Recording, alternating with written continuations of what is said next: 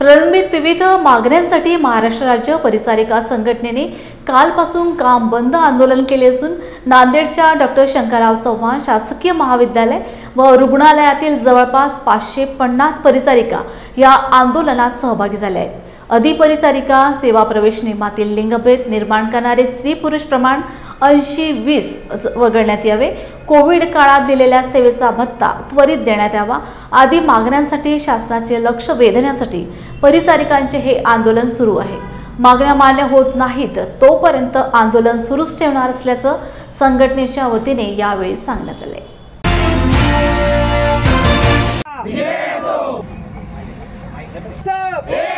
अरे अशा सरकारचं करायचं काय? नर्सेस एकजुटीचा, नर्सेस हमारी युनियन, हमारी ताकद, नर्सेस एकजुटीचा, नर्सेस एकजुटीचा। अरे कोण म्हणते देत नाही, कोण म्हणते देत नाही, कोण म्हणते देत नाही। या जुलमी सरकारचं करायचं काय? नर्सिंग एकजुटीचा, महाराष्ट्र परिचारिका एकजुटीचा, एक है तो सर, आपल्या चॅनलच्या माध्यमातून मी शासनाला आणि सर्व या राज्यकर्त्याला सांगू इच्छितो की आमच्या जे मागण्या आहेत हे काय मागण्या नव्याने नाहीत, प्रलंबित मागण्या आहेत। ज्या मागण्या मागण्याचा पाठपुरावा आम्ही 7 वर्षापासून आमची संघटना करत आहे। हे शासन आमच्या मागण्याकडे दुर्लक्ष करत आहे आणि आम्ही एक 15 दिवस अगोदर शासनाला आम्ही निवेदन दिलेलं आहे की आमच्या मागण्या हे मान्य करा, नाहीतर आम्ही रस्त्यावर उतरणार आहे, काम बंद आंदोलन करणार आहे। दिनांक 15 आणि 16 तारखेला आझाद मैदान मुंबई येथे धरणे आंदोलन होते शासनाचे लक्ष वेधण्यासाठी, परंतु शासनाने त्या धरणे आंदोलनाला सुद्धा काहीच दाद दिलेली नाही, केराची टोपली दाखवली।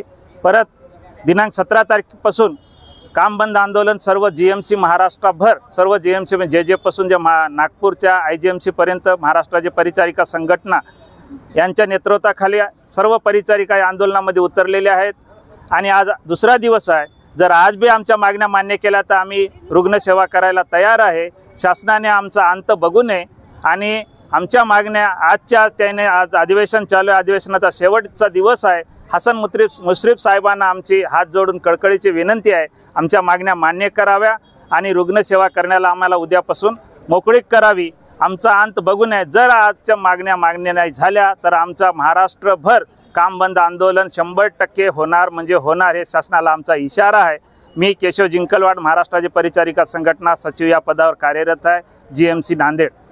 मी प्रतिभा वागदरीकर, अध्यक्ष महाराष्ट्र परिचारिका संघटना शाखा नांदेड। आमच्या 3 मागण्या आहे सध्या। 1 नंबरवर आहे वेतन त्रुटी, 7व्या वेतन त्रुटी दूर करा, त्याच्यानंतर कंत्राटी पद्धत बंद झाली पाहिजे आणि तिसरी मागणी आहे पदनाम भरती, पदनाम चेंज झालं पाहिजे।